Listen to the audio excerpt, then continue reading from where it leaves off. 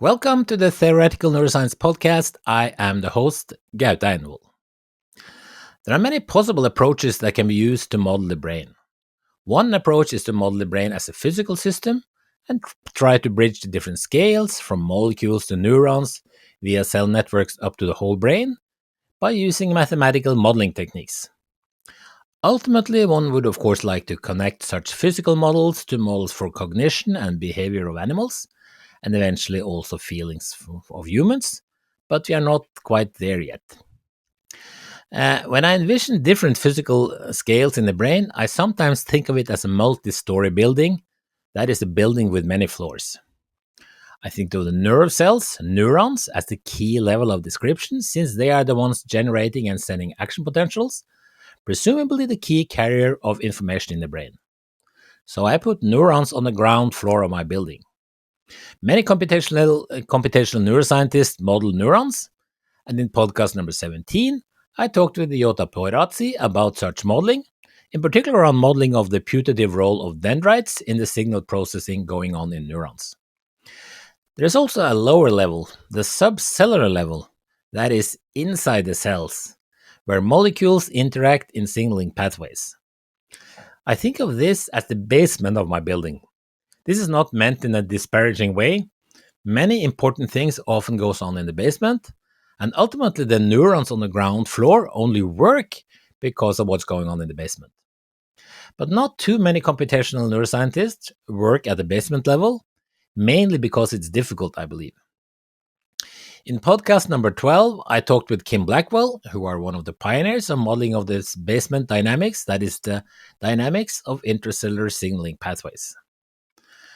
At the level above the ground floor, the first floor, we have the level of neural circuits or neural networks. In podcast number 4, I talked with Henrik Lindén about how neural networks in the spinal cord generate oscillatory behavior needed for rhythmic movement of limbs during running or swimming. And in podcast number 12 with Anton Arkhipov, we talked about the modeling of neural networks in the mouse primary visual cortex with hundreds of thousands of neurons. The models studied by Henrik and Anton are models for individual areas of the brain.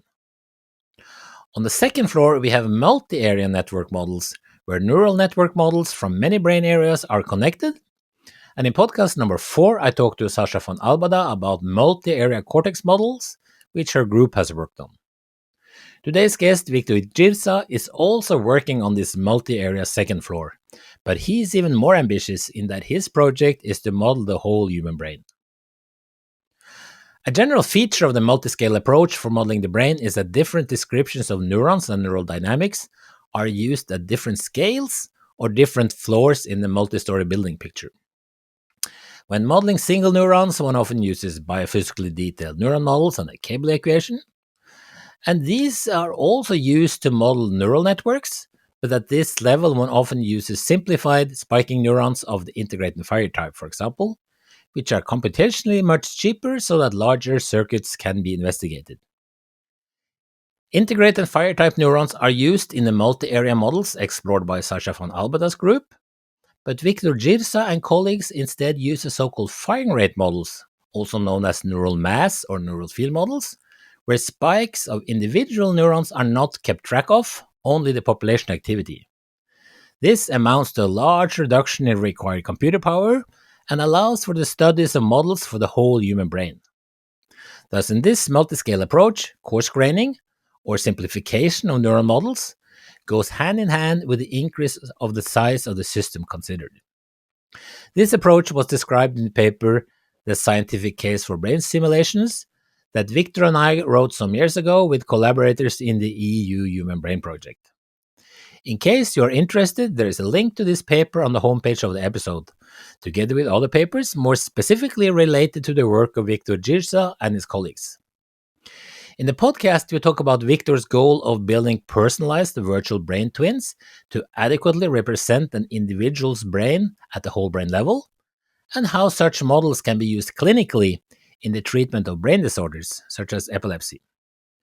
We also talk about the mathematical structure of these whole brain models and how they are constructed and validated based on various types of systems level measurements, such as magnetic resonance imaging, MRI, and computer tomography, CT, to design the structure of the model, and electroencephalography, EEG, magnetoencephalography, MEG, and functional magnetic resonance imaging, fMRI, to fit the model to produce the right neural dynamics. And we further talk about the free software tool, the virtual brain, TVB, that Viktor and colleagues have developed over the last 15 years to do this kind of calculation, and that you can try out for yourself if you want. If you want to support the podcast, go to patreon.com/theoretical neuroscience podcast and choose a membership of your liking, for example, at the cost of $1 per month. As a member, you will get access to a video version of the podcast recordings, as well as transcripts of each episode. And note that there is a 7-day free trial period when you sign up. I will be most grateful if you become a Patreon supporter to help me fund the production of the podcast, even if you're not too interested in looking at the videos. But I also appreciate all the other listeners, and I hope that all of you can help spread the word about the podcast to other people in the community, on social media or otherwise. Okay, here is Viktor. So, welcome to the podcast, Viktor Jirsa. Hello, Gaute. It's a pleasure to be here. You have a very beautiful window behind you. It looks like you're living in a mansion. Oh, it's not a mansion. It's just a home, but it's our home. Yeah. Yeah. So, you're living in, you're now in Marseille, I think. Isn't that so? That you're leading a CNRS group. CNRS is sort of like this research institution network in France. Yeah. So, CNRS, Centre National de la Recherche Scientifique. So, it's the National Research Center. I am a director of research at the CNRS. That means essentially senior researcher. In France, we are organized around intramural research, which can be done in multiple research institutions plus universities. So, like a little bit like Max Planck in Germany or at NIH in the US, you have that also. But I'm leading actually an institute of INSERM, which is the French National Institute of Health, even though I'm a CNRS research director. So I'm the director of that institute here in Marseille. Excellent. And you sort of your main work is on large scale brain models, and then in particular trying now also to sort of to make contact with real humans or real real data, right? So that's sort of your activity, and of course this will be the topic of this of our conversation here. But I thought I'd just start with your little bit of your background. You're a true European, I think. You're born in the Czech Republic and then moved to Manchester or something? Kind of in between. Okay. Yes, Oh, in between, I did a stopover in Germany for 20 years. Yeah, so oh, I'm born in Prague in the Czech Republic, okay. 68. Then we emigrated to Germany. I grew up in Germany, Stuttgart, where I did also my primary studies. Did my master in sciences, in physics, in higher energy physics, in fact, in Manchester, working in Geneva and Manchester at CERN. And then I went back to Stuttgart because I decided to reorient my education. In Manchester, I was thinking a lot, what do I want to do for the rest of my life? And I made a decision. I went back for two reasons. I picked up studies in philosophy in Germany, and I started in Stuttgart, and I finished my diploma in physics in order to do a PhD with Hermann Haken in synergetics. So my motivation was to link these two major interests in my life: quantitative uh, theoretical approaches towards understanding and philosophical approaches towards understanding. And that's why I decided to come back to Stuttgart. That was actually not foreseen, but Hermann Haken was in Stuttgart, and I considered him to be the best step into this domain. Yeah. So, I mean, in your philosophy studies, so was there any kind of particular sort of like philosophy related to, well, and there are many types of philosophy, right? Yeah, So, what kind of philosophy did you focus on? Or yeah, is it more like introductory to all kinds of yeah. No, philosophy? no. Mostly consciousness, awareness, cognition. Okay. So, constructivist approaches towards understanding which has actually become very interesting later on in my career when Mm. we started approaching internal model of functioning, active inference, and this type of aspects. But that going So, what back, is a construct? Yeah. What is a constructivist approach? Just briefly. yeah. So there are approaches towards cognition, and Mm. um, you can have a creative approach in which you build up an internal model of understanding how a thought, how representations emerge, and you construct essentially an image of Mm. the outer world and represent this internally. And then there is a permanent uh, not exchange, but a permanent comparison between what is happening outside and inside, and you can adapt the internal model. So you can Mm. construct a representation of the outside uh, on the inside, and then can use it to navigate through life. Ah. This is a Huh. very hand waving approach, Yeah. but captures the major ideas. Yeah. Okay, so it because I read this book, "The Brain from Inside Out" by Bushaki. So Yes. there's like also that seems like this at the core is some kind of it's like the activity and some kind of internal representation.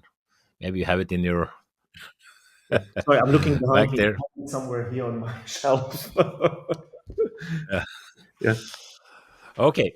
Anyway, so and then so this I think the PhD work you did with Herman Haken, that I think you had like this one I think quite important paper in 1996 where you sort of developed this formalism for large scale brain models, right? In terms of differential and integral equations, which are sort of like mathematical things that we have learned how to deal with in physics.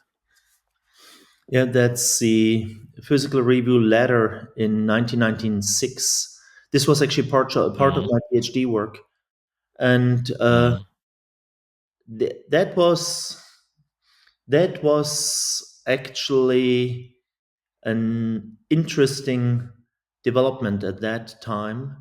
So this paper has become fundamental for much of the work that followed afterwards. What mm, When I started my diploma and my PhD work with Hermann Haken, it was more linked to the development of a top-down macroscopic phenomenological description of the dynamics of brain signals. That was the work that Hermann did in collaboration with Scott Kelso in the US, Boca Raton, Florida. mm, And there, much of the work these two did, that was the emergence of behavioral pattern transitions from one pattern to the other, uh, as a, in the framework of our understanding of order parameters as collective variables. That then the mm, order parameters are typically information based variables that have their own intrinsic dynamics and then enslave all other degrees of freedom. Today, we mm. speak more Yeah, of mm, manifolds, dynamics that evolves on these manifolds.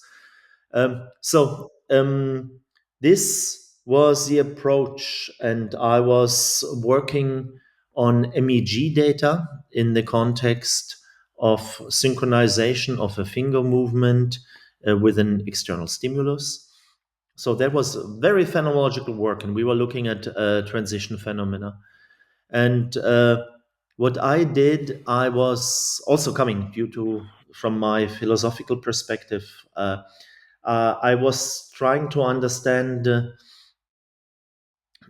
better what the actual foundation and rootings are in other literature. Yeah, and there I started exploring. So I'm talking about the basis of these mm, phenomenological equations. If there is a neurophysiological basis and works that can actually connect to the type of equations that we desired to develop, and the mm, person that I found to be the closest to this was Paul Nunes, actually. Yeah.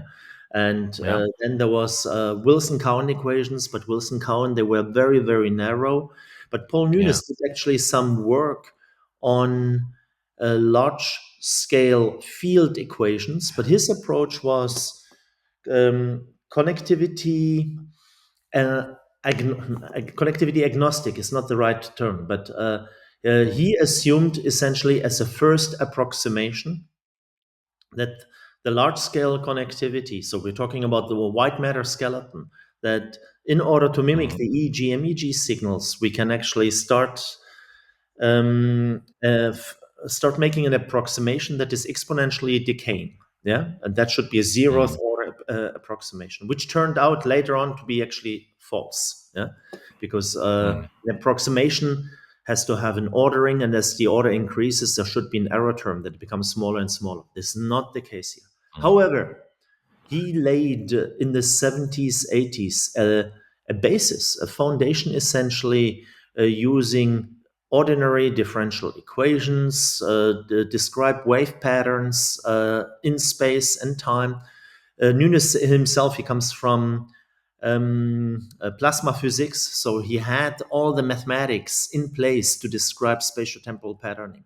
So yeah, I was looking into this and try to make a connection with with the type of phenomenological dynamics that we were mm, describing, and this gave then linking it also to the work of Walter Freeman. Walter mm, Freeman talked about neural masses. He had his K0, K1, K2 models. Yeah? So there was a type of early population dynamics, not too different from Wilson and Cowan, but also very, very local. So what I yeah, did is I took Nunes' work together with Walter Freeman's work, and Walter Freeman was making reference to many physiological recordings. So I tried to put these elements together and already posed the question, what if this exponential decay is not appropriate? Yeah. And mm. in the work then What's exponential decay in the exponential decay in connectivity, what? in the Exponential connectivity. in connectivity. Yeah. So Yeah, the exactly. reason for Mm, that, yeah. So I'll come to this. This is actually very important, very yeah. critical, because that provided the basis We are actually of coming, this yeah, connectivity. yeah. We're coming back to, yeah. Sorry, yeah. Go ahead. I'm just saying we're coming back to the details of your models a bit later, so you don't have to show all the So I don't have all to the go nice into that details now. yet. But Fine. yeah, So this was the starting point, and we mm, described this in terms of neural fields, and mm, so spatially continuous, continuous in time. And it turned out that the best descriptor were differential integral equations, because you integrate also continuously over the space. And mm, that worked out quite well. We tried to adapt it to mm, some of the dynamics, but very quickly, actually, the connectivity term turned out to be actually a fundamental block. Yeah, so we needed to find yeah, solutions. yeah. That was mid Because it's 90s. interesting. Yeah. Yeah.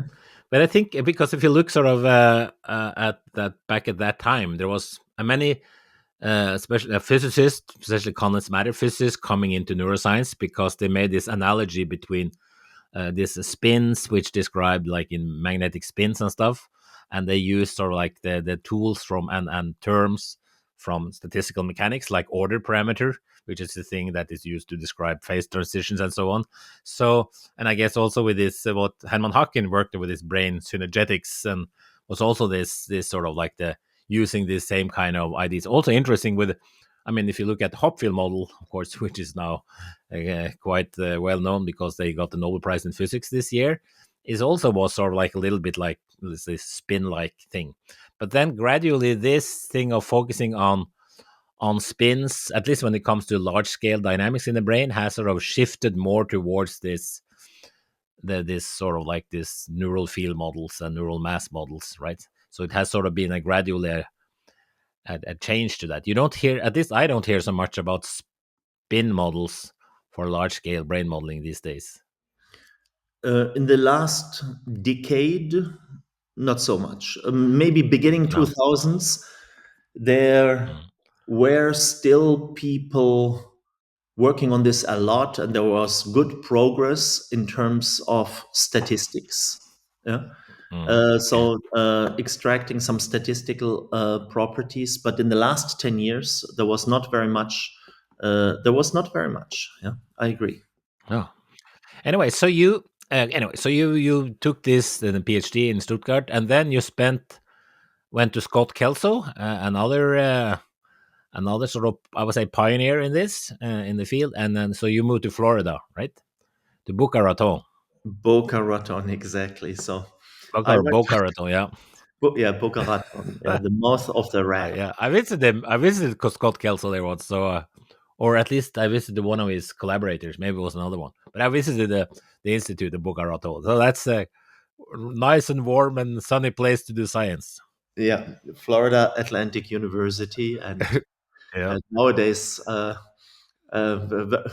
South Florida nowadays an outlet of the U.S. government. Yeah, yeah, so I see it. Yeah. um, I was there for 10 years. Yeah, I was there for 10 years.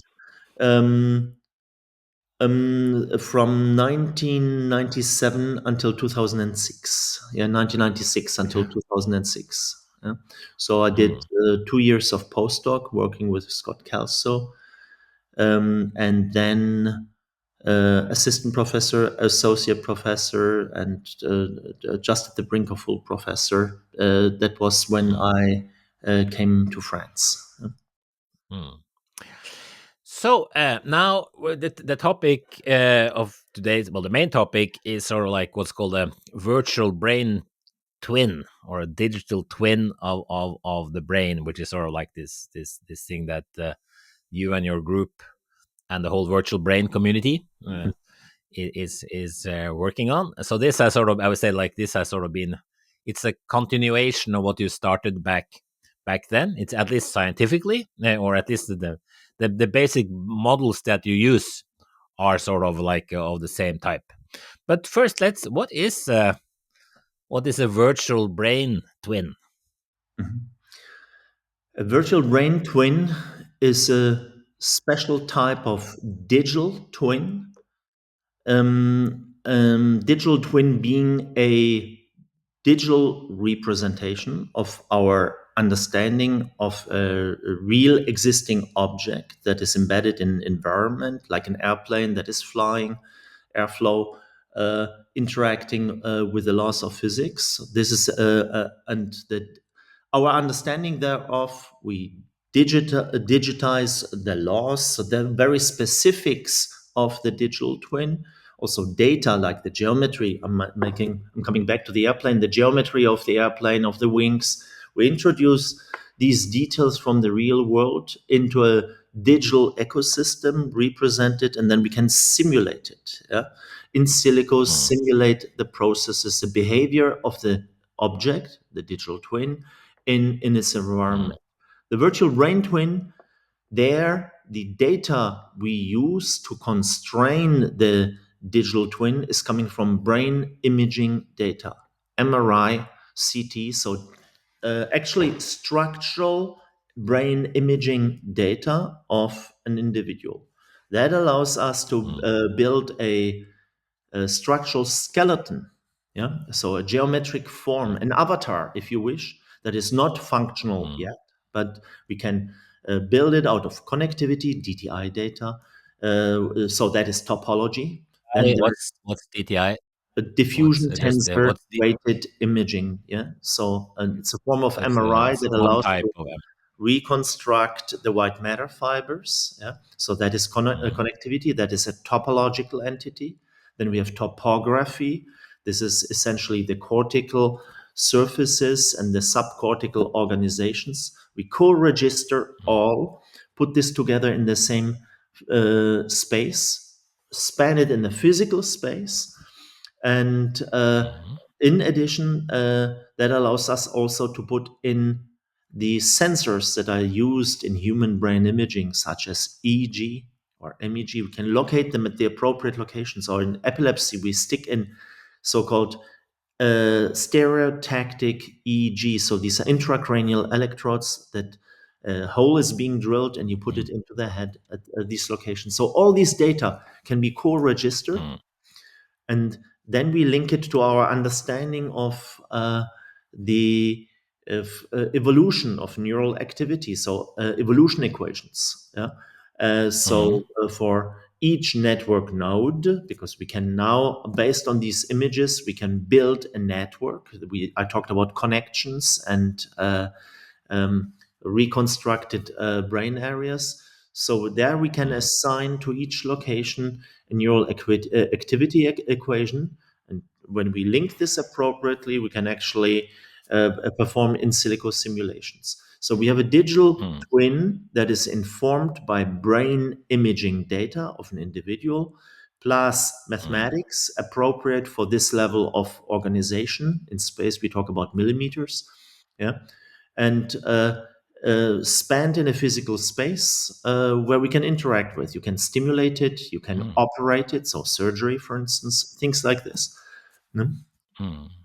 So yeah, but so just to, I mean, so to summarize it, so the way I think about it is that you then have, you're making this, I would say, like physics type model, in the sense that you just, it's a mechanistic model starting with like neural masses, I like ideas what the neurons are doing, and then you use data from like from MRI and computer CT, computer tomography, maybe to know how sort of like these different pieces of the brain are connected, and then you use this physiological recordings like EEG and MEG and whatever intercortical EEG to sort of to maybe to use to test the model or to constrain the model. So it sort of is the normal physics type approach to modeling the world, isn't it?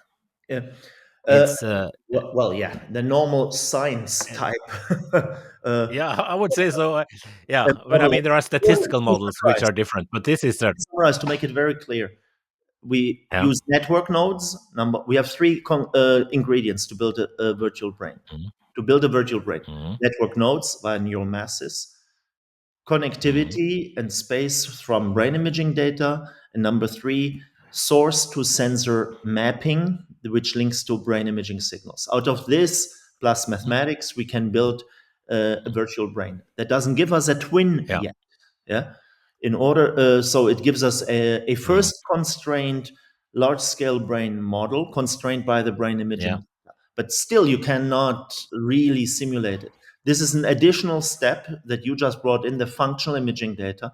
And that was a Mm, big element that came through the Human Brain Project for us, where we started developing the personalization, and we needed to put these tools in place. How to mm, now make it the mathematics, how to now make it functional, how to constrain the parameters. And there we were evaluating a number of approaches. Just saying, and then you validate it against functional data, that's it's a yeah. much bigger endeavor. So we need to build a whole inference approach, yeah, motivated by wonderful other work that existed before, like dynamical causal modeling of Carl's work, Carl Fristen's work. So, but there we needed to adapt it to our needs. We did that, and Mm. this became So in then some sense, whole yeah. ecosystem of validation, but going beyond that, inference, parameter estimation. Mm. Yeah. So that's, in some sense, it's sort of like fitting them some model parameters, fitting the model to individual patients. Yes and Isn't no. that so that you fit? Yeah. Okay. If I may elaborate on this, What? because that's actually important. You can Please fit. do. Yes, you can fit, but there are a number of fitting approaches. You can do it naively and Mm, just posit a cost function, and then you take a linear gradient approach and estimate a local maximum. wonderful, you will get a result. Or you can just take two cross correlation functions, two correlational functions. This is being done often, and then try to optimize the covariance function that is coming from the model with the covariance function coming from empirical data. So you can actually do it very quickly um, using second order statistics. It doesn't take time, it's not complicated, and you will get a result. That is true. With that, you will not be able to do any clinical translation. You will get you will be able to find a maximum optimum under the criteria you defined, but it's gonna be provide you in most cases with not very useful results. Why? Okay. Why? Because there are many issues with regard to this. There is lots of non-identifiability in there. Non-identifiability meaning that certain measurements are not cannot make a clear, decisive uh, information or provide you with the necessary information in order to say, well, it's this parameter value.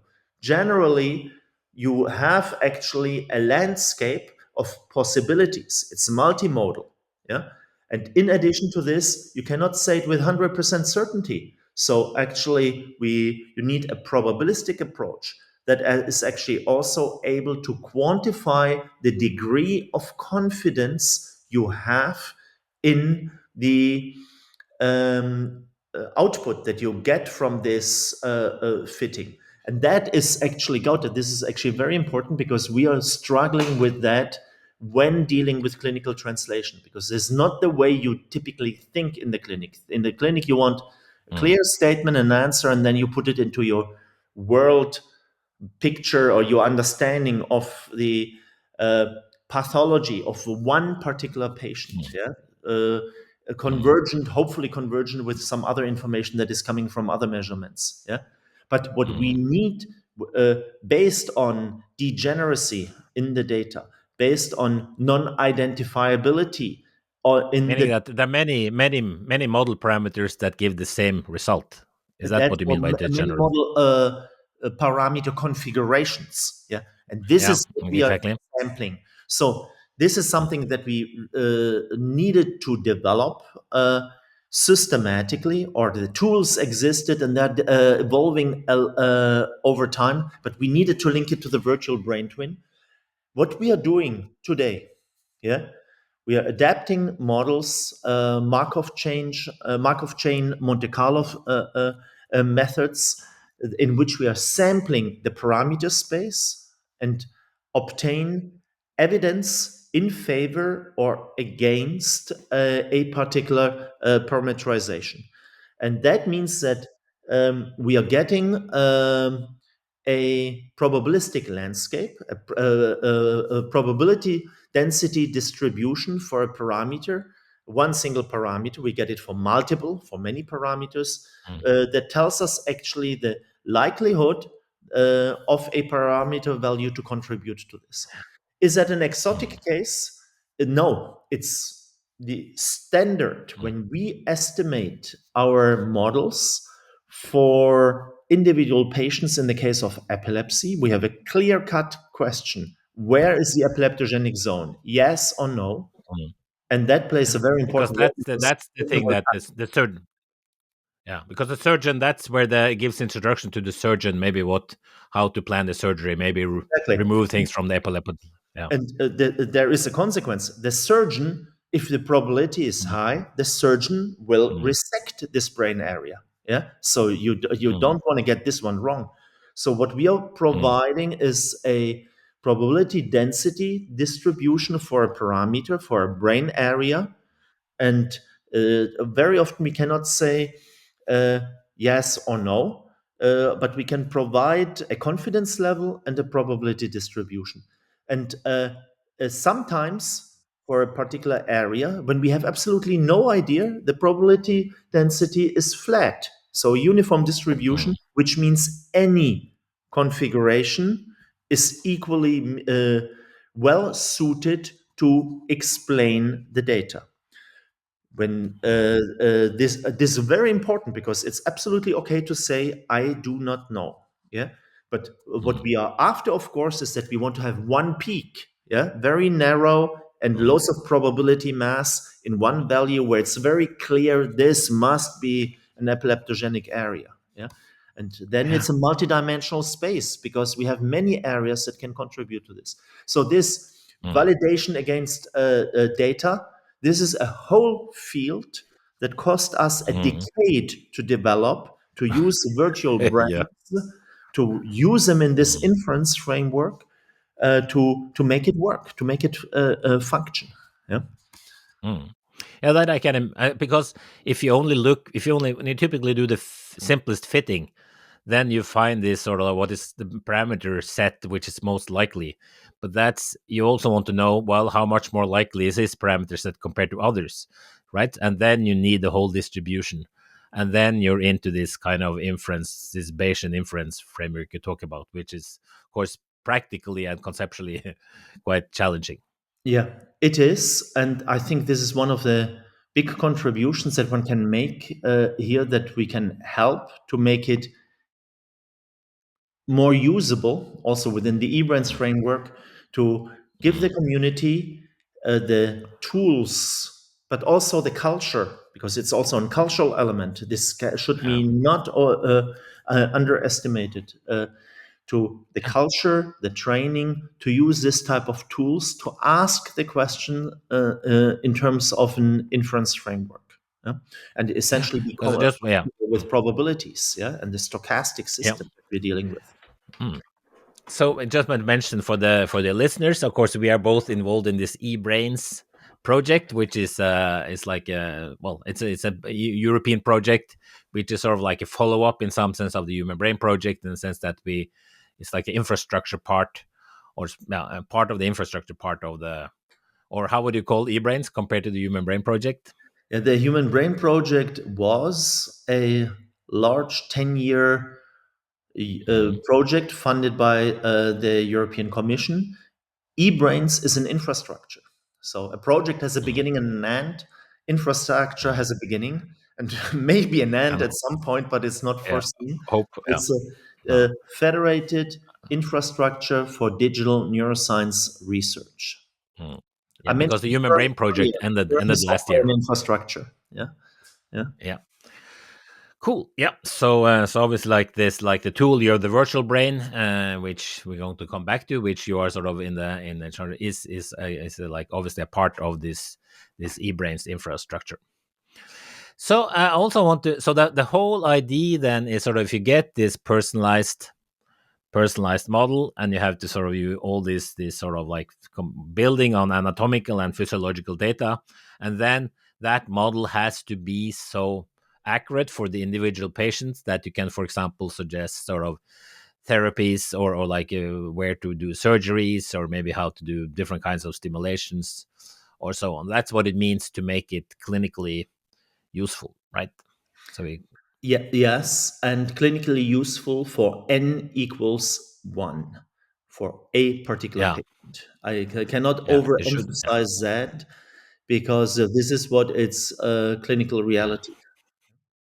Yeah, so you shouldn't be on average useful if there are many individual patients who suffer, right? That's not how it Exactly. works. For the individual Yeah. patient, it does not help.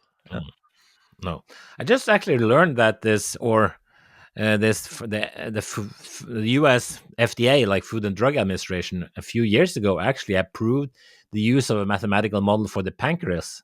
So there was sort of like a digital twin of the pancreas was used then actually for like use allow to sort of for testing sort of like well, for testing new treatments for pancreas, so sort of like, well, for people with a problem with the pancreas, like I guess it's diabetics. So it's like the tools for controlling, I don't know, glucose levels and sugar levels and in controlling insulin pumps and so on. So this, of course, obviously the brain is presumably more complicated than the pancreas, but nevertheless, this idea of a digital twin and using them clinically is already out there.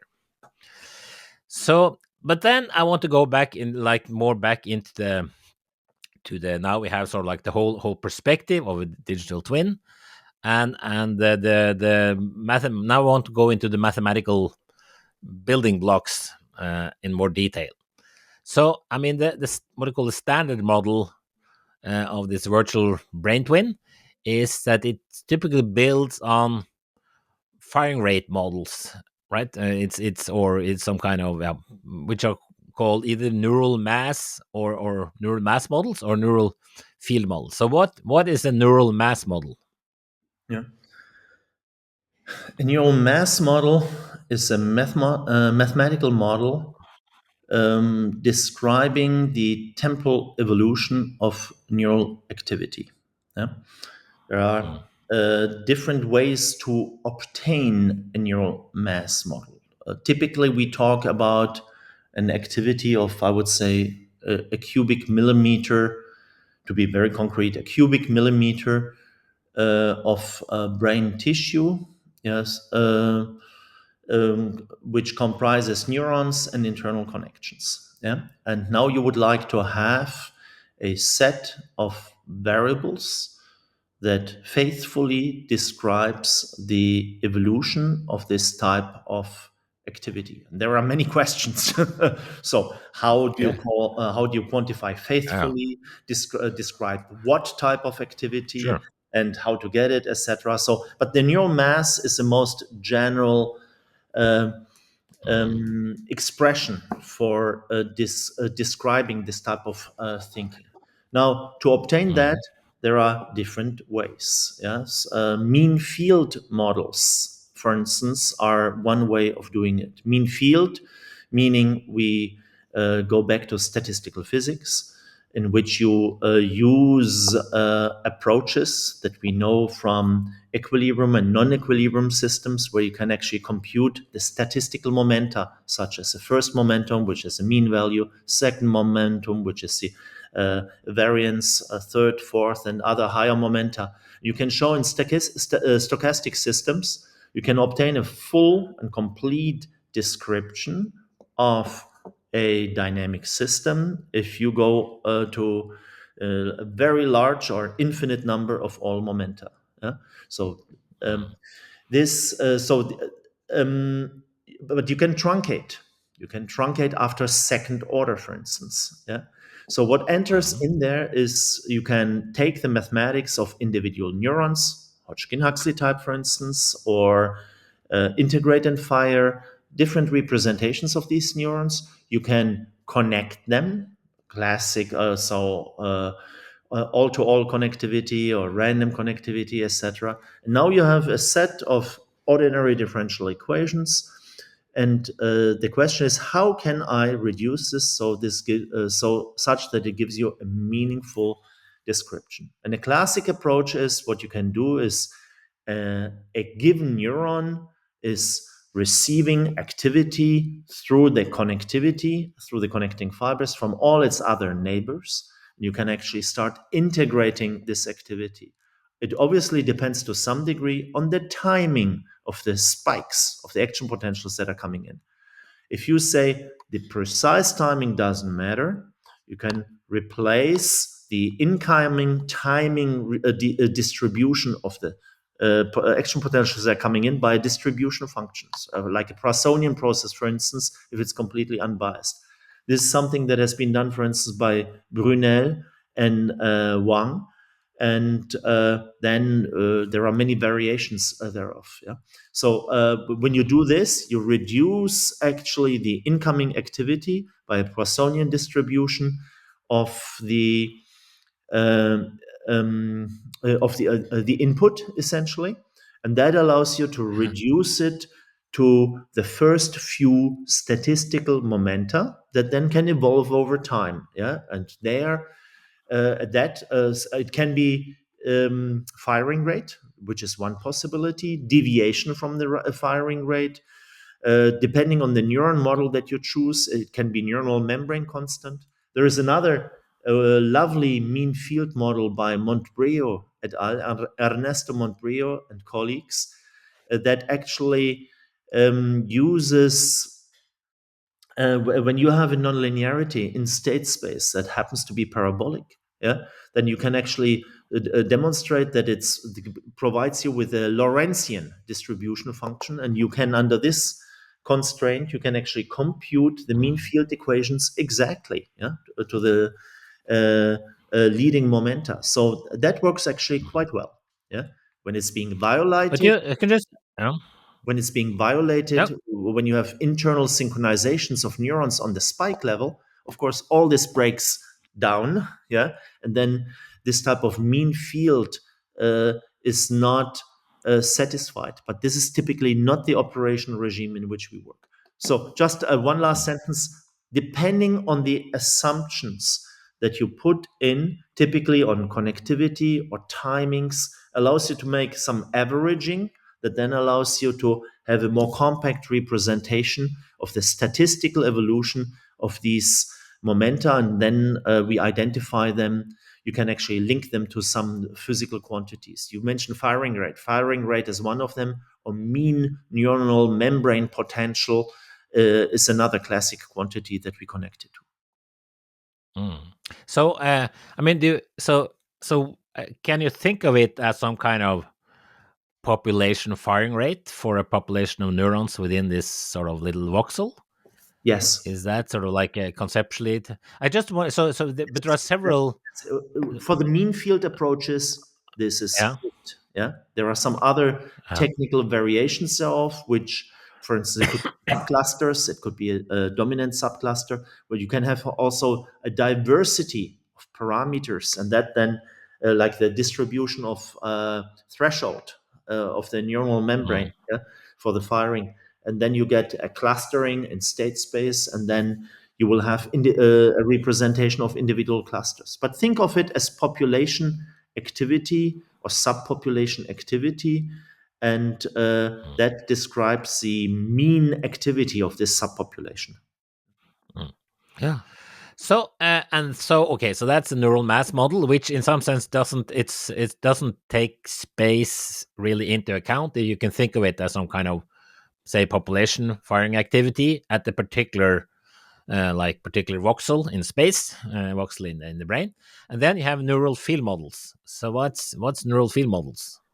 A neural field has a spatial extent. The neural mass does not. The neural mass is a point. Yeah. And I said the neural mass, think of this as, for instance, 1 cubic millimeter. So it actually, this gives you the granularity of the physical space. Yeah. So it is 1.1 millimeter, 1 point, just to give you some numbers to think of. Yeah. Now, next to this 1 millimeter cube, you have another one and another one and another one. So you start extending over space. Yeah. And when you do this, you have essentially, you can allocate a space variable to it, x. Yeah. And if you're comfortable of going from a discrete space to a continuous space, then the neural mass variable has also a spatial component. Yeah. And then it becomes neural activity as a function of x and time t, and we call this in physics a field. And the neural mass typically, in the simplest of all cases, it is scalar, so it has one state variable, but generally we use neural masses from 1 up to typically 12 state variables. There are some details. So the field, depending on the dimension of the neural mass, becomes a vector field. So the neural field, in its most general sense, is a vector field of neural activity composed of the state variables that describe the activity at a location x to a time point t. Yeah. The location x means in principle in 3 dimensions or whatever. It's not Yeah. only one dimension, right? Obviously, the Yeah, brain is sure. not one dimensional. Yeah. That, No, that I mean, it's just went helping. without saying, Yeah. but thank you for pointing this Yeah. out. Yeah. And Yeah. of course, we So are constrained in the case of the yeah. cortex So to the it's cortical yeah. space, So this is all areas, positions on the cortex. Yeah. and Yeah. subcortical And also areas. just Yeah, yeah. subcortex, That's true. cerebellum, Yeah. subcortex, etc. Yeah. So that's, and also just that the term field. I mean, you're not thinking about electric field, or this is a field. This general thing in physics. So it's any kind of quantity which has a value as a function of position and as a function of time. So that's why it's a neural, called a neural field. So okay, so but anyway, if you want to make a model for the brain, you need to start with a model for the local dynamics, and something like the neural mass model, right? And then I just see, so then I see there are like a few. How do you choose this neural mass model when you start making like sort of the virtual brain twin? There are several Mhm. several alternatives. One is the some oscillators and stuff, and yeah. I should make a comment in there. In 2005, there was a consortium that was led by Randy McIntosh. The consortium comprised multiple people. We called the consortium Brain Network Recovery Group, Brain NRG, Brain Energy. That was the Oh, play very on very word. clever. Yeah, yeah. So that was Uh, French. But yeah. people such as Carl Friston, Olaf Sporns, Uh, Giulio Tononi, there was a whole group, myself, Rolf Kötter, a whole group of mm, people that were in there. And this was funded twice for 5 years, 2005 until 10 and 2010 until 15. Yeah. In 2000, for the second round, Petra Ritter joined us also, who became instrumental for the development of applications of the virtual brain. What has come out of this is the first 5 years, the connectome and the idea of the virtual brain, but the virtual brain as a platform, as a simulation platform. We ran into the situation, Gauta, that none of us, not a single laboratory worldwide, had the capacity to do all the things in the same framework that we wanted to do. That was our ambition. Pre-process the brain imaging data, put them in the same framework, link them to mm, mathematics, perform faithful simulations, analyze the data. That was the idea of the virtual brain. So we called it TVB. Some people hate us for including the article in this. Yeah, oh, that. really? Yeah, how do you write that Oh, TVB? Yeah, so okay. because you have that TVB does yeah, Yeah. whatever, but you see the issue. Anyway, Yeah. uh, and as a nice little story on the side. And a PhD student of mine told me that she's embarrassed to tell her friend what she's working on. Yeah, why? A TBB. So what? In Italian, when Yeah. you send little text messages, SMS, you will often answer to your friends, "Te voglio bene," TVB. So it's TBB. I like you Well, very much. Yeah, te oh, voglio bene. oh, really? Anyway, Okay. um, Well, it could be that's worse. It yeah, it could be could, worse. TVB became essentially a platform for simulation. Yeah. Mm, And now I'm answering your question actually about the choice of the models. In the platform brain simulation, in the brain simulation platform, TVB, we wanted to be agnostic to the mm, type of neural mass you choose because there are different preferences. Yeah. So we mm, essentially build the platform such that it's modular and configurable, and that you can actually choose different types of neural mass models depending on your preference and also your application. We have mm, a neural mass that is very well suited to describe epileptic seizures, pre-ictal, post-ictal activity, etc. We have other, so it's actually more complicated, very dynamic. We have other neural, so that's the epileptor. We have other neural mass models that are reduced Brunel-Wang system. Gustavo Deco uses a lot a one-dimensional model that often is called the Deco-Wang-Wang system, which is a one-dimensional scalar model that has essentially on-off dynamics with a threshold that can be moved. Yeah? So they have completely different properties, and some of them are more useful in fMRI. Others are more useful for complex neural source dynamics that are projecting on SEG or EG, etc. So we built the Yeah. platform such that the simulator is agnostic to that. And that's highly non-trivial because sometimes a model, like if we think of the Kuramoto model, that's just a phase variable of the neural activity.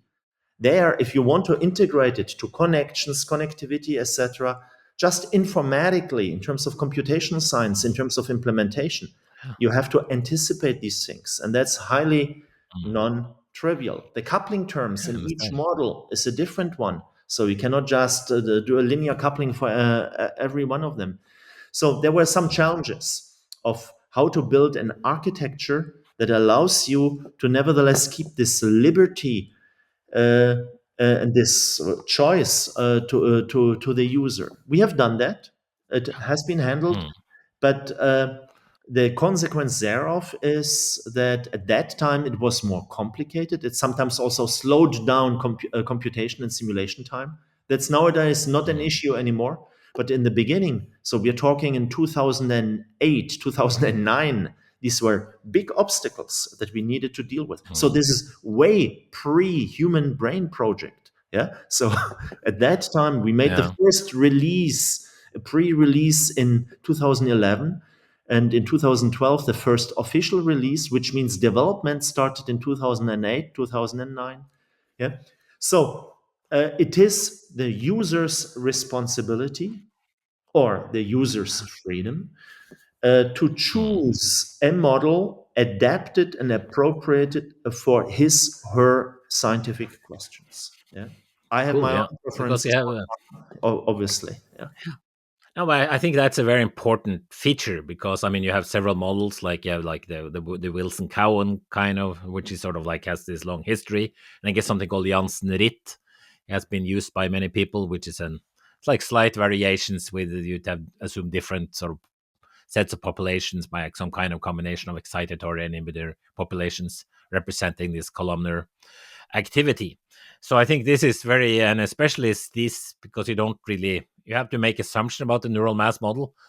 And if you then are able to, if you come up with some findings based on your simulations, then you can check afterwards, well, does this really depend on the choice of neural mass model? And so it's something about like features which are less dependent on things you don't really know is a better thing, right? More robust features. I mean, it's important part of the research project as I see, to be able to exchange and test out different neural math models.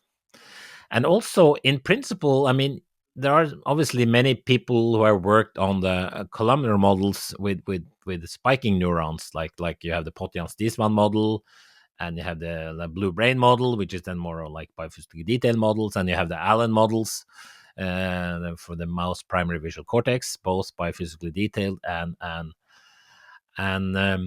so like spiking neurons, and in principle these sort of neural mass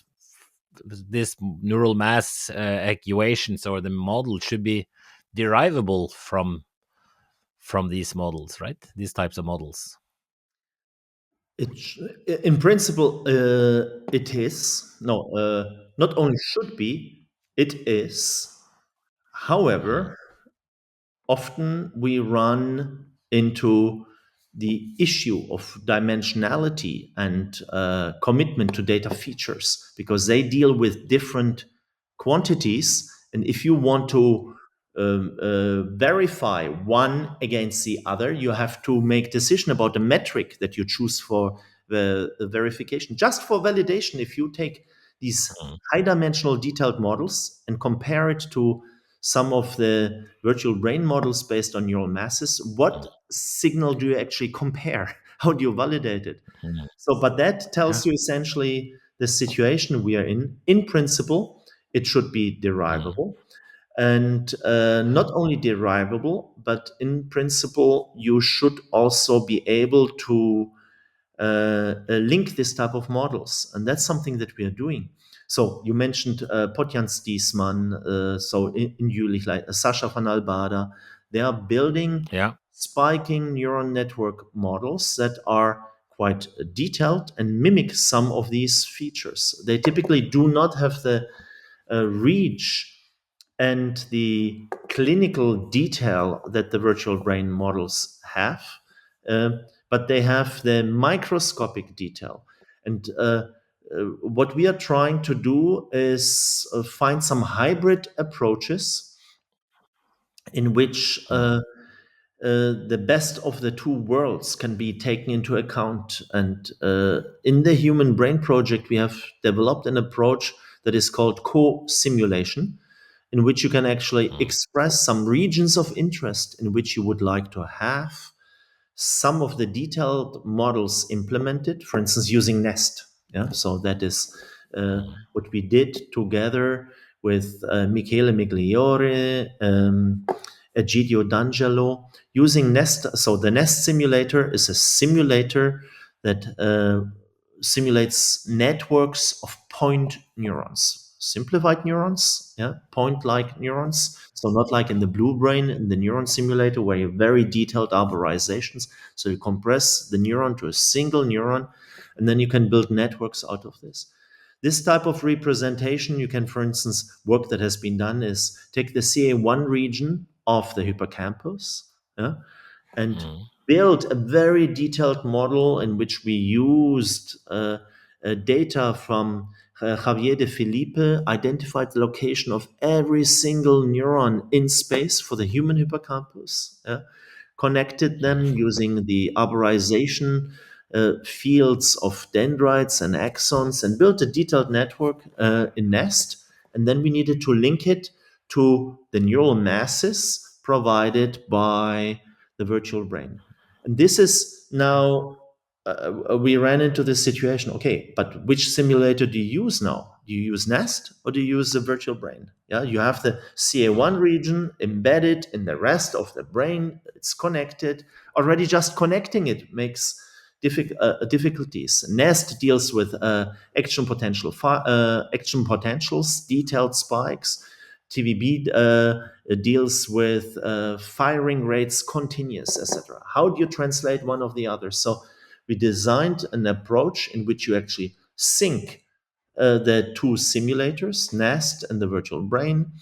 Uh, you map quantities from one to the other, and with the clock time, you transfer the quantity from one simulator to the other, and introduce it into the mathematics of each individual model. So that was some work that was done by Lionel Kusch in collaboration with people in ULI such as Sandra Diaz. So we managed to make this work.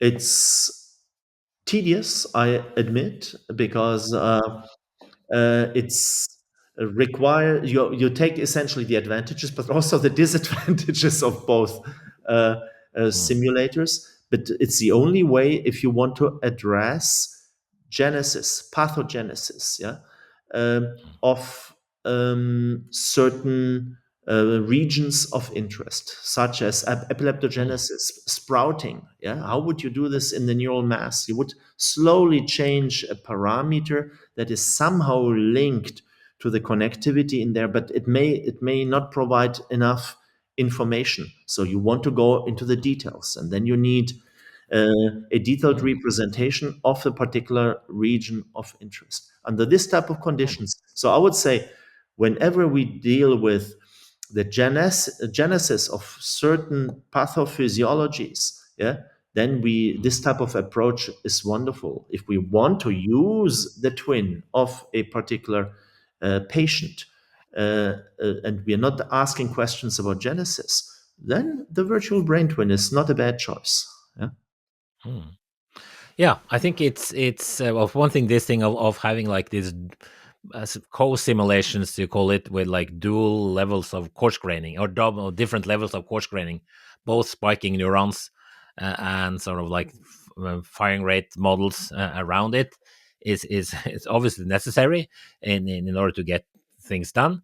And with the present day computers and the computer resources. And it's also been used, I think, in chemistry, for example. I know that some of these chemistry simulations do the same thing, where they have like some coarse grained, they combine detailed quantum mechanical simulations with some more coarse grained dynamics, like molecular dynamics, sometimes, sort of to make sort of these kind of, to address certain questions where things at different scales really interact, right? So I think this is an important feature of the way we have to do it when we sort of want to model the brain, because you have this tight interaction between different scales. So cool. I also want to mention that, of course, you mentioned Sasha van Albada, and she sort of was a guest on a podcast talking about the nest and the spiking neuron models and so on. So you can sort of go back to that. And also Anton Arkhipov, who has sort of been doing, it was at Allen, well, one of the constructors of the Allen model for the mouse primary visual cortex, was also on the podcast. So there are some previous podcasts you can check out. Okay, so now we have the neural mass, sort of like, you think of it as sort of like maybe like a model for like a column, or something like a spatially restricted region in the cortex. But then you have to start making assumptions or models, or the connection to neighboring tissues, right? So you have to make, and I think in the virtual brain, you have like you divide sort of like the neighbors into two groups, like nearby tissue and distant brain regions. Isn't that so? Yes, it is. Yeah. Yeah. Mm. You want me to So elaborate? so how do you make? Yeah, well, I mean, so the nearby tissue, then you essentially assume that it depends on distance. The local connections depend on distance, and maybe nearby tissue means like, what is nearby for you? Uh, Multiple millimeters Mm, up to 1 centimeter. multiple millimeters.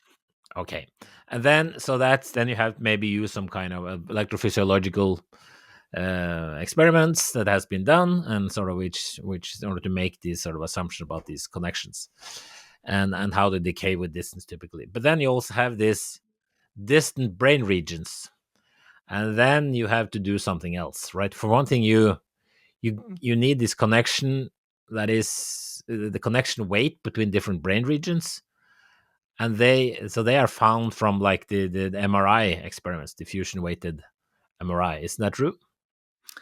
Yes, it is. This is what I called earlier diffusion tensor weighted imaging, DTI. Mm.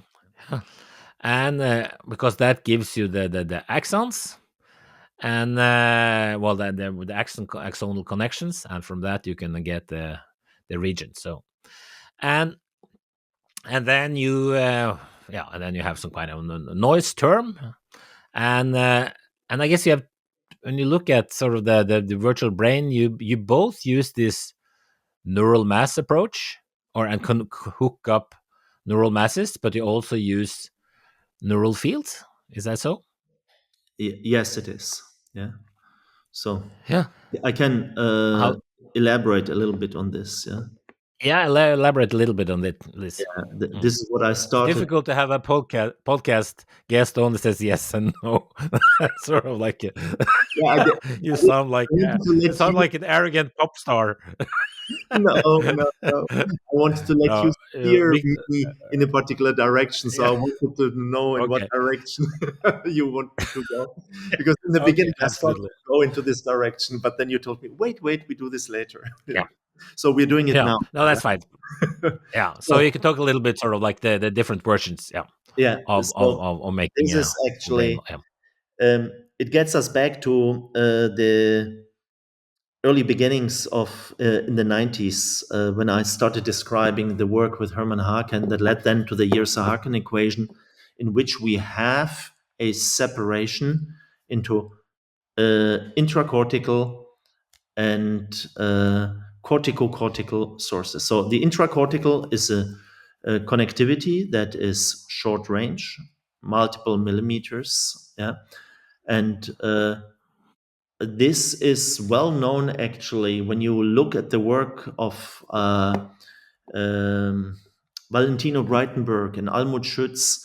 This has been measured out in much detail that when you within the cortex, you have the nearest neighbor connections. Half of the connectivity stays intracortical. And when you map out the connectivity, you find out that the distance is exponentially decaying. Yeah, the connection strength, the probability of connections is exponentially decaying over space. Yeah? However, it stays more or less the same and is independent of the location. So it just depends on the distance. Mathematically speaking, this translates when you have an integral term in there, you have a convolution. You have a dependence of connectivity x minus x prime. So that is important because this is the type of physics we are used to. The interactions, electric interactions, yeah? So electromagnetic interactions, forces. It's spatially invariant, yeah, and this translates mathematically into the fact that we are having um, ordinary differential equations or partial differential equations. In partial differential equations, we have a differential operator, which means it's independent of space and it tells you something about the local interactions. So that's lovely.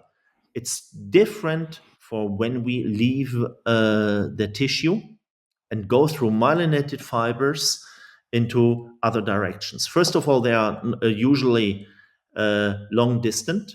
Yeah. Second, they also undergo a time delay via propagation. These fibers can be up to 20 centimeters long. When you go from the occipital area through the callosum to the frontal areas, there are fibers that have up to 20 centimeters length, let's say 10 centimeters. If you have a propagation speed of 10 meters per second, just to give you some numbers, we're talking about time delays of 100 milliseconds. Yeah, time Yeah. delays are typically shorter, but still they are in the range of tenths of milliseconds. And if you think about this, gamma has an uh, time of 25 milliseconds, so cycle time, yeah, period, 25 milliseconds, just to have a ballpark number for playing with 40 hertz, or alpha has 100 milliseconds. You see, we are well into the time scale of the rhythms that we know to be present and important in the brain. So the time delays matter. But now the key issue is now it changes in mathematics. So this second term, half of the connections are communicated by these cortical fibers, these long-range fibers, which we call today the connectome, because they are myelinated and we can reconstruct them. They are not dependent only on the distance. It's not x minus x prime, but it's depending on where x prime connects to x. So x prime being one location to another location.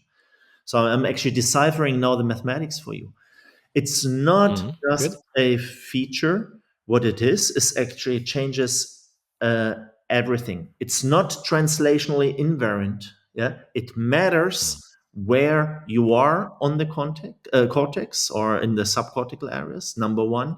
Number two, it actually changes the mathematics from ordinary differential equations to functional differential equations. These are differential equations, differential integral equations, of course, with a time delay in there, and that renders some equations mathematically infinite dimensional. So it's not just the dimensionality of the state variables. We also have space in there, but you cannot translate it into a partial differential equation anymore because it's not translationally invariant. So essentially, you have, in terms of numerical simulation, you have every It's complexity and possible. challenge in there you can imagine. You have noise, you have Yeah. time delays, you have translationally variant connectivity, etc. So these are challenges. Mathematically, it also, in terms of mathematics, as I said, it renders it even just for one neural mass or two neural masses that are connected through the time delay, you are already infinite dimensional, and you need to take into account when you perform stability analysis or discussions of the activity, you need to take into account what we call today the space-time structure of the connectome. meaning the connectome does not have only projections from one location to another location, and then associates a link with that, with a strength, but it associates a strength with it and a time delay. Mathematically speaking, this is a tensor which links one location to another via strength plus a time delay. So it's a higher dimensional object. It's a space-time structure. And this actually, we're becoming very aware of its contributions. It generates preferences for certain resonances, certain rhythms are being preferred on the large scale network organization. And that are being supported by the if you wish, I'm saying a resonance body, but when I say resonance body, I mean the space of certain areas to be connected plus the temporal properties. Yeah, they can reinforce themselves if the desired rhythm and the time delays via signal propagation are properly tuned. It can be reinforcing. That's the reason why I say resonant properties of the connectivity skeleton. And we have verified this in microscopic simulations because we wanted to make sure that this is not an artifactual feature of the way how we did the averaging, and then we obtain these artifactual time delayed differential equations. That's not the case. If you do point like simulations using the Nest simulator and then implement exactly this type of properties, we have generated a number of scenarios in which we have actually very nicely verified the emergent resonant properties that we observe on the neural field level. We find the same in nest-based microscopic simulations. There we had to focus on more limited um, um, networks because of size issues. Of course, we did not simulate the entire brain there. This is what we are doing with the virtual brain. So mathematically, this issue of connectivity was a big one, a huge challenge, computationally, but also mathematically, but also conceptually, because the dimensions in which we need to think, yeah, are suddenly wider. Space-time structure of the connectome. So there are many more constraining factors that we initially naively anticipated. And maybe one word for the physicists. This you do not find in physics. The interaction kernel we know in physics across all dimensions in physics, yeah, from the level of the most microscopic quantum mechanical descriptions all the way to classical gravitational physics, our forces, our interaction kernels are always translationally invariant. Yeah? This is being broken Yeah. in the brain. Yeah, there we have interaction But kernels. also, yeah. Yeah, that are one is invariant, one is variant. Yeah. But another aspect is this. I mean, if you sort of look at in like in relativity, they talk about the light cone, which is sort of like the region of space time where you can be affected, right? And I guess you can make something similar to the light cone for a brain region, right? Because it can say, well, who can reach you? What regions can reach me? Well, within 10 milliseconds. What can sort of so it's like a brain cone or whatever, like a connection Yeah, cone or we've something. done something Because it, similar. I like the idea, Gaute.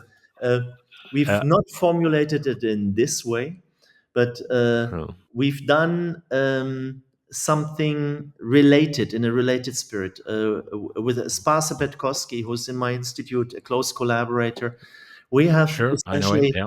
asked the question, okay, what are the constraints? And it turns out that the graph theory, yeah, now the connectome does not have only spatial properties, and all the graph theoretical analysis that have uh, uh, skyrocketed in terms of numbers of applications and publications since 2000s. They are looking at the spatial properties, but the connectome has a space-time structure. So does that still hold when you talk about in degree, out degree, clustering index, rich club? And the answer is no. Yeah. The answer mm, is simply no. You need to extend our graph theoretical mm, analysis to consider the space time structure of the connectome, at least if we are talking about oscillatory brain activity. Because in terms of mm, oscillatory brain activity, um, the in a think of the following: you have two oscillatory signals, both of them are oscillating with 10 hertz. If the coupling is instantaneous, a synchronizing coupling, uh, at 10 hertz instantaneous. Wonderful. They are self stabilizing in terms of synchrony. But if there is a time delay of 50 milliseconds in between, this signal arrives at the other oscillator in antiphase. So mm, synchrony is actually not strengthened, but actually completely annihilated. So time delays matters. mm, So the graph theoretical analysis has to have a consideration in terms of the time delays and in terms of the spectral characterization. And this you can do. So now we're talking about mm. in degree, out degree, clustering index, uh, rich club behavior as a function Yeah. of frequency and take into account the time delays via propagation. That's possible. Yeah. So it's like going Yep. from a particle picture to a wave picture because we have to look at the oscillatory properties. Well, so well, I mean, this. I just remember there has been some studies where they look at like distribution of axonal thicknesses, at least from that's from I saw from like from visual cortex back to like the visual thalamus, and then there was like a large variation. So of course the propagation speed depends on axonal diameter, and can you so in principle that's it's not only the distance between, I mean, you cannot, this assumption that the sort of like the propagation speed along this axons identified in this diffusion MRI thing, Yeah. I mean, can you see the diameters there, or is that another sort of like a little bit sort of an unknown that we need to explore more, or that could hide some surprises? Yeah. So you cannot see it in there, but we are well aware of this. Yeah. So at the moment, at least in our hands, we are assigning the same propagation speed to all the fibers. So in our case, it's only track Mm, length. At the moment, in the old times, we didn't even have track length. We used Euclidean distance in physical space as a first approximation. mm, So this has yeah. improved, and we are well aware of it. That then the degree of myelination also affects the speed. We are not working on this, but I know of other laboratories that are actually looking into this to see if it makes an effect. Yeah. At one point, what we would need is actually a good evaluation of the degree of variability of this speed and to see to what degree it actually changes the time delay and if this change is actually relevant to be considered or not. It's trivial to introduce it into the models. It's just another column in the data sheet of information that needs to be provided. Uh, it's not on our priority list today.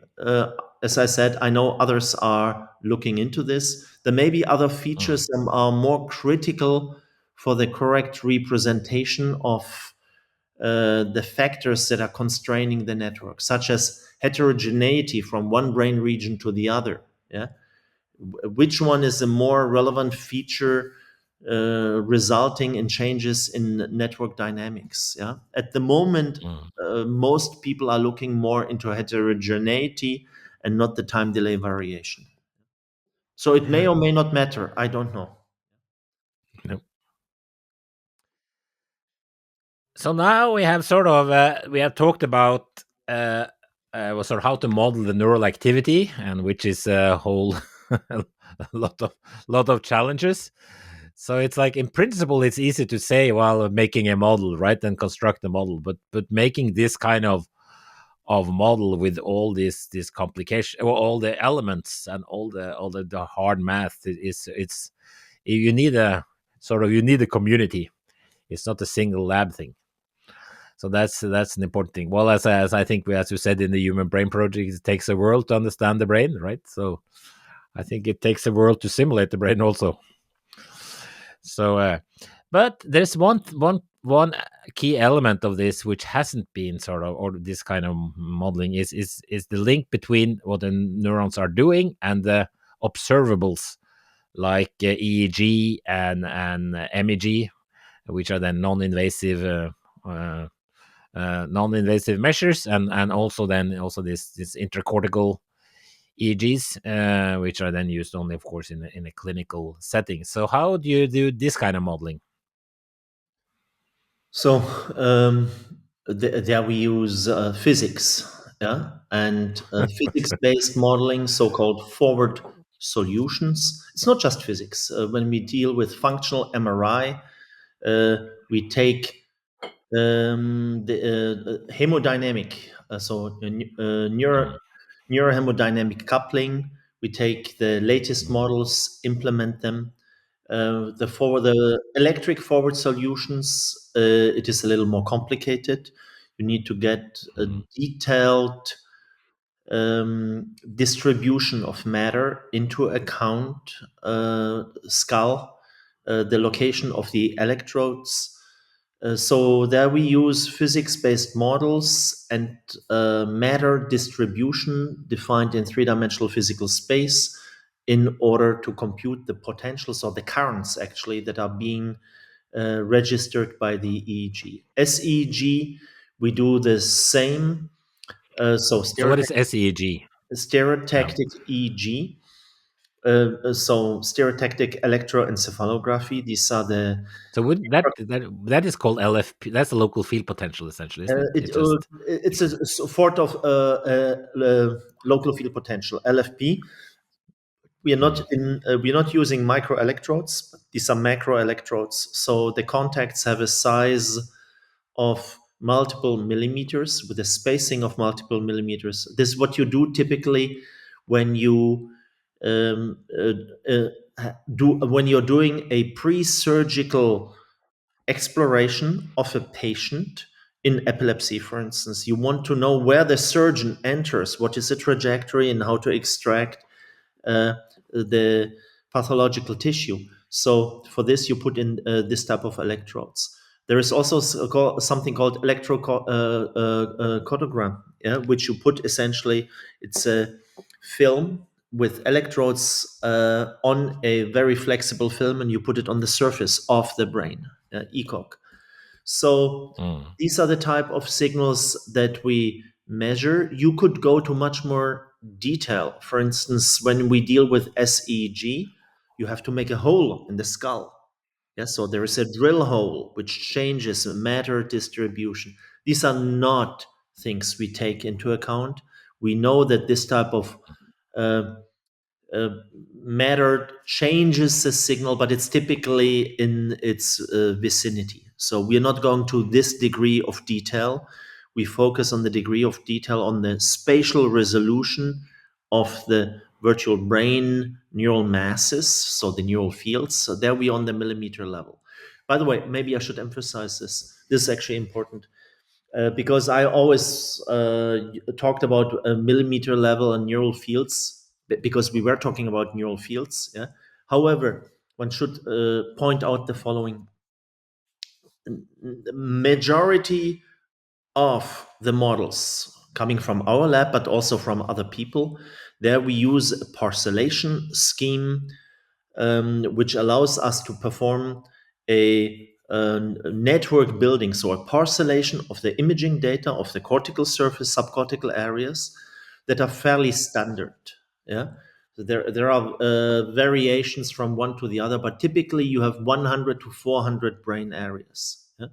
That makes a brain area to be of the size of 10 to 20 square centimeters if we are talking about the cortex. So it's a mm. slab of a size of something like this of a Yeah, cellular phone. Yeah. yeah, So that's actually yeah. very big. That's really big. But these are all the parcellations that one uses, and for certain applications such as fMRI, it's fully sufficient. And when you make And then you model each of these parcellations or each of these regions are modeled by a neural mass model, this is is it. it? And then which are then connected. Exactly. This is it. Mm. However, you see that there you're making errors. And these errors are also meaningful because we know that you have propagating wave activity on the cortex. Yeah. And these intracortical or intracranial recordings in epilepsy, for instance, we know that. Yeah. We have measured them. Yeah. So it is a simplification. However, it's much easier to use with this type of resolutions. Uh, our lab in the past 5 years has advanced the techniques towards high resolution virtual brains. There we get to the 1 millimeter scale. So we are actually scaling up from, let's say, 2 to 400 network nodes, which is the standard, to 200,000 network nodes. So it's a factor 1,000 more higher Wow. requirements. And this simulation time would scale linearly. This doesn't work. We cannot do Mm. this. So we had to develop techniques to accelerate the simulation. But it's necessary because now we're talking about forward solutions. Uh, on the 15 to 20 square centimeters, there you are on the scale of the foldings of the cortical sources, Mm. etc. Especially in terms of neuroelectric recordings, you're losing quite a lot. Yeah. So that's one thing. And also in the framework of brain stimulation, when you have neuroelectric or electric brain stimulation of the neural tissue, you are on a target size of multiple millimeters, maybe a few centimeters, but not tenths thereof. So it Mm. was not optional, it's obligatory to go into this direction. And that's what we have done. Today, we managed to handle for simulation, but also for inference. We talk about model inversion Mm. when we're estimating these parameters. Uh, we Mm. are able to handle the complexity on the millimeter scale. And I think this is what will make it important if you want to have trustworthy signals in clinical applications. When you compute the Yeah. forward solutions in electrics for the EEG, you see that you can get completely different results uh, if Yeah. you're not on Because this millimeter level. because the main thing is that this the main contributors to EEG and MEG are sort of essentially current dipoles set up by the neurons which are perpendicular to the cortical surface. So unless that is represented in there, then of course then it's you cannot expect to get very reliable results, right? That's Exactly. one of the things, right? Yeah. Absolutely, and which means you cannot do brain modeling of EEG on a patient-specific level without taking the patient-specific anatomy into account because of the feature that you just mentioned. The orientation of the cortical surface simply determines the signals that you can see or not see. Mm. I think when you do this sort of like uh, sometimes fitting of this kind of, well, fitting data to a high dimensional model, meaning that there's a model with many unknown parameters. There's like two. I mean, it's two. There's like one goal is to actually sort of identify what is really going on inside the brain, right? That's like sort of like fitting is actually finding out what's going inside the brain. But another goal is, which is obviously related but not the same, is to predict effects of interventions. I mean, you could in principle have a model that is not really completely accurate in terms of, or had limitation in how accurately it represents the brain, but nevertheless be able to predict interventions, right? That's two slightly different goals. Yes, I agree. And that's Yeah. actually what we are taking advantage of. This is what we're exploiting. Um, Very often, especially in the context of a brain disease, the decision about the next step when a clinician is treating a patient, it's not always clear. You discuss it in the staff, the next steps, and then Mm. a decision is being made, often you have diverging opinions because there may be, in epilepsy again, different organization of the epileptogenic zone. It's not obvious. So if you can provide a quantification of the uncertainty, yeah, um, that is helpful to essentially disambiguate some of these factors. Yeah, even though it's not super precise, it may still be very helpful.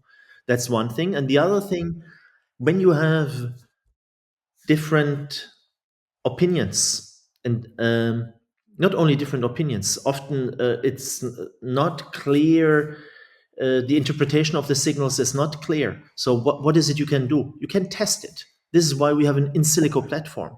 Yeah, the virtual brain, especially the virtual brain twin, has two purposes. On the one hand side, we can use it in an inference framework as a target for fitting that then can be translated into diagnosis, etc. On the other hand, it is serves as an in silico platform that allows you to realize different scenarios and ask different questions that cannot be translated into, that cannot be done experimentally. You cannot run 100 different surgeries. This is what we call today virtual surgery, and we do this actually systematically with our clinical team. We ask, what can we connect, disconnect, what can we resect in terms of either fibers or brain regions. So virtual surgery, and we can actually perform a risk estimation. And we just had yesterday a meeting with Fabrice Bartholomew, our chef de service, where we are actually discussed the equivalent of virtual surgery in terms of virtual stimulation, because half of the Okay. patients we're dealing with, they don't go for surgery because there are contraindications. They are not candidates for surgery because their pathological organization is bilateral and you cannot operate. So we need to find other ways. So stimulation with a T. Yeah. So stimulation, how do we Mm. stimulate? Which parameter? What frequency? What area, etc.? These are things we can actually systematically map out in the patient's virtual brain twin. This is the other big, huge power of the virtual brain twin. So, as a template on the one hand side for inference, as a target for inference, and on the other hand, as an in silico platform, running simulations, asking questions, testing hypotheses, etc. Mm. Hmm. Yeah, cool. So, I mean, yeah, the virtual brain, I mean, you said I think was started sort of like roughly around 2005. I mean, the first release, 2011. And I think it has, I just looked at some numbers from your homepage. It's like 62,000 downloads and 2,700 registered users. That's huge numbers. So who are who are the users? Who are all these people? Has it had sort of like any, yeah? So who are using it? Is it like also clinically used, or doctors who are so dreaming about the future, or Yeah. yeah? Yeah, just to explain the numbers, um, in the Sure. beginning, we wanted to know in more detail who our users are. uh, so we had a little registration sheet, yeah, just with very superficial information, but to be able to answer precisely the question you asked. But after a Mhm. few years, we stopped doing this because it was a little tedious to maintain all these aspects, and we started counting Mhm. only the number of downloads. So that's the reason why the number of downloads is so much bigger, because we stopped Mhm. um, archiving the registrations. Yeah?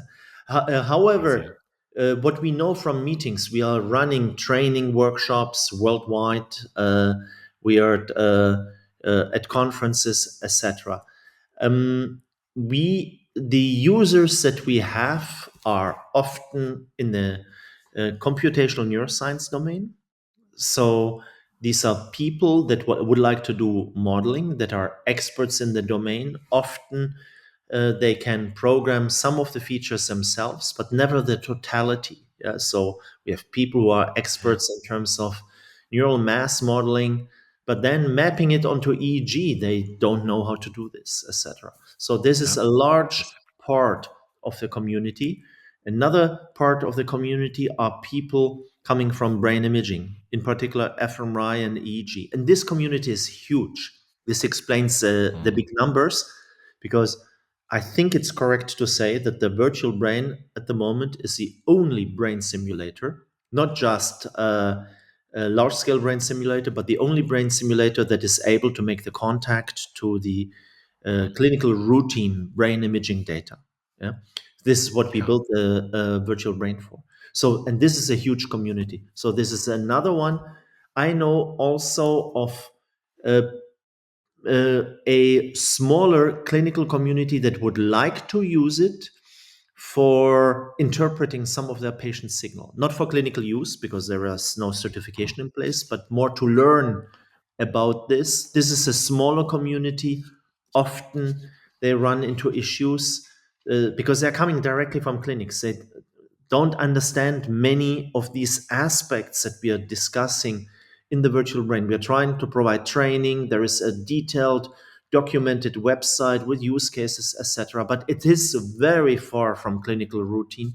So these people are often struggling, even though there is much interest. So we are working with this community in order to help, to guide, but this will take some time until there is a culture change for people to be able to use it. But it's changing. Yeah, I have, for instance, at multiple hospitals in the US, in Asia, so South Korea, etc. We have colleagues in the hospitals, and they are already put servers in place behind the firewalls with their data sitting on there, and they are trying to use some of our routines to get an insight, a feeling for how this type of technology could work in their hospital walls. Yeah, once again for clinical research or training purposes, but that's a beginning. Of course, Yeah, so it's yeah, mostly and of computer course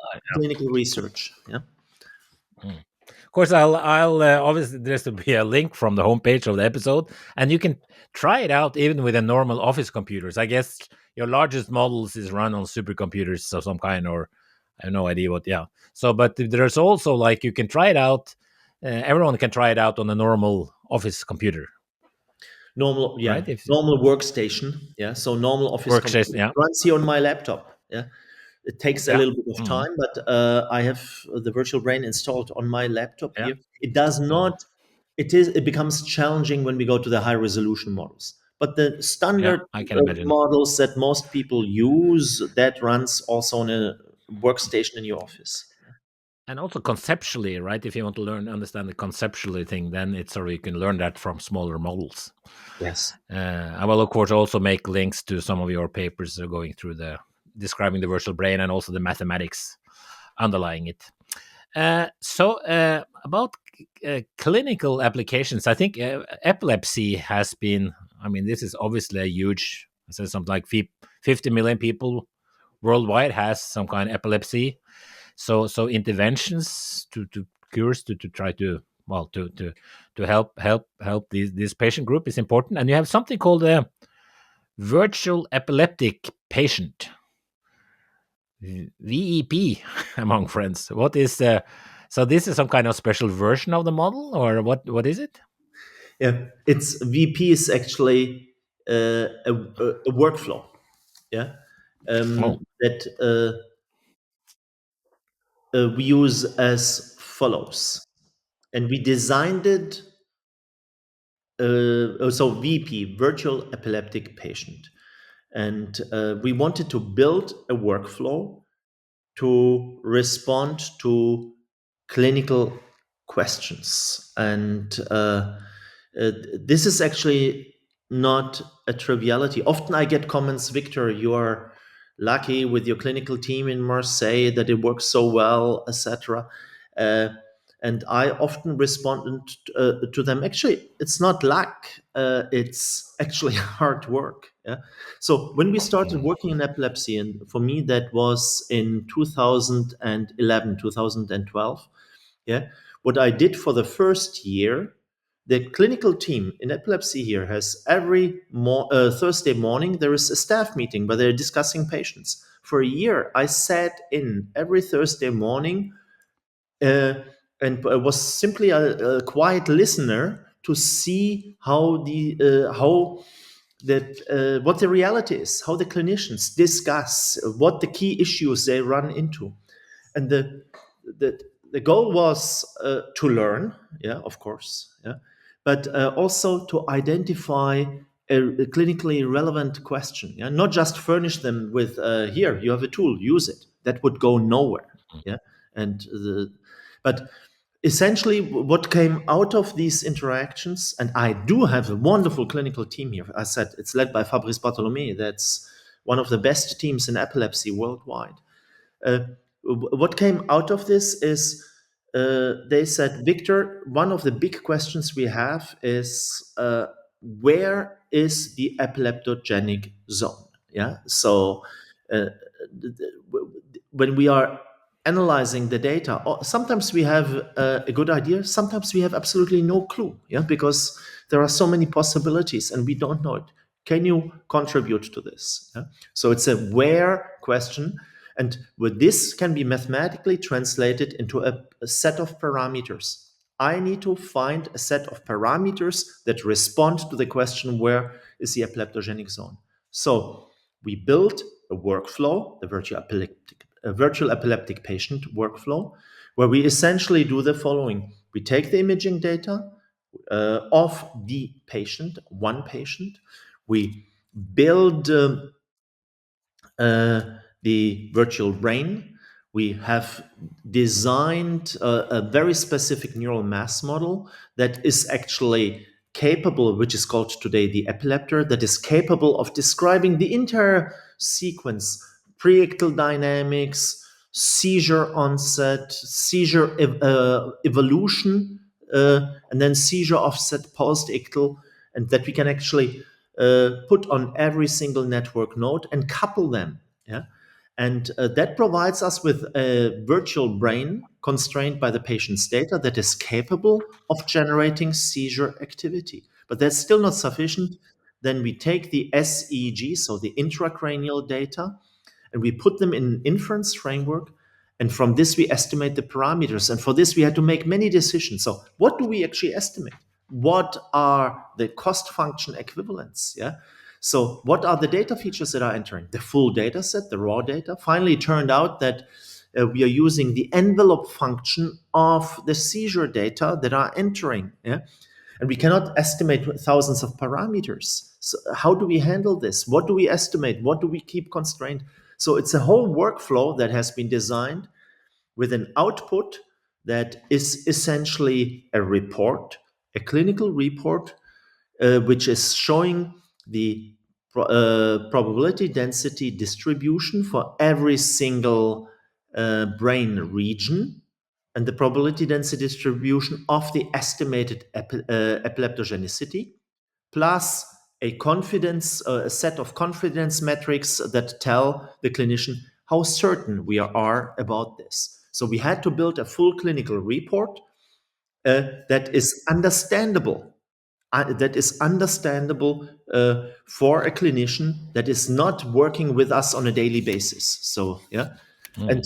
Yeah. this is a VP workflow that we have designed, and that was so successful. So we had very good results. I'm talking about 10 years of work here. So this Yeah. Yeah. was not just 2 weeks or something like this. Is 10 years of work that then has cumulated or climaxed, if you wish, in the running of a clinical trial, which is called EPINOV, where 13 different hospitals with epilepsy reference centers are contributing over a period of 4 years, uh, where we have run 400 patients over 4 years that are then undergoing surgery under the guidance, under the input, I should say, of the estimations that are coming from the virtual brain. Yeah? So that is actually huge, because this is the first time Mhm.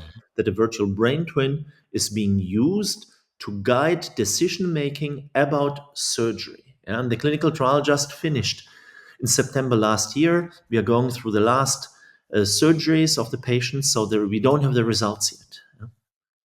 Oh, well, it's very exciting and very, yeah. So that will be really one of the first times that computational neuroscience has had like might be put into, well, it's putting into clinical use and is sort of tested for this as far as I know.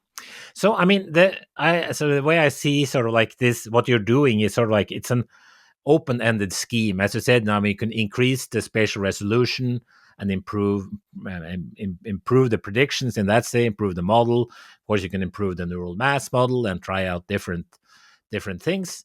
And so, what is sort of your what's the development now? What are you sort of focusing on? How are you trying to well, one thing I saw in your paper, which I want to refer to, that you're also exploring other other clinical applications like psychiatric disorders or Alzheimer disease and also aging for that matter, which is of course not a disease, but nevertheless.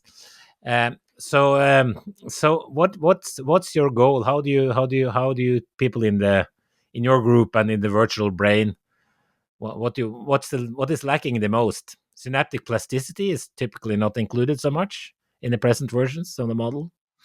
So there are multiple questions hidden Yeah. in your statement and question. Briefly to synaptic plasticity and learning, we do not have Mm. in there yet. We could implement it, and it has been done also in an exploratory fashion once or twice, but we have placed our priorities somewhere else. So plasticity is important when you have uh, forms of, for instance, vagal nerve stimulation that induces some form of reorganization, plasticity. This we do not have yet in the virtual brain. We are aware of this, but we are not prioritizing it at the moment. What we have put in, and this is in development, is neuromodulation. Dopamine in particular, but we are focusing also on the serotonergic system. These are elements that are important that have been absorbed so far in the neural mass models only in a very compressed, reduced fashion, and it's not good enough. It's important because many compensatory mechanisms rely on the neuromodulation. Yeah.